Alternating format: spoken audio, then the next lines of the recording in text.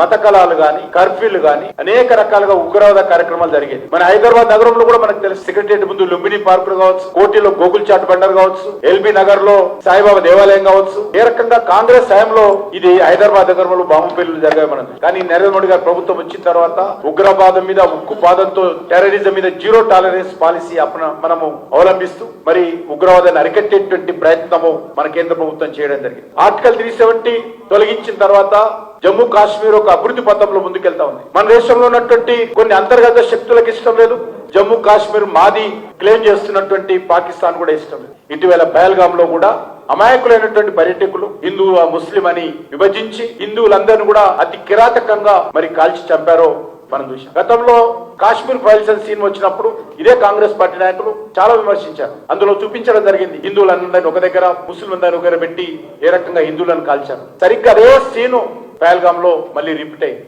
ఈసారి భారతదేశ ప్రజలే కాదు, ప్రపంచం అంతా కూడా అన్ని వర్గాల ప్రజలు కూడా ఈ యొక్క సంఘటనను ఖండిస్తున్నటువంటి విషయం మనం చూసాం. దీనిపైన కేంద్ర ప్రభుత్వం కూడా ఖచ్చితంగా బాధితులకు న్యాయం చేస్తాము, దోషులను శిక్షిస్తామని చెప్పి కూడా భారత ప్రభుత్వము స్వయంగా ప్రధానమంత్రి గారు ప్రకటించిన విషయాన్ని కూడా మనం చేస్తాం.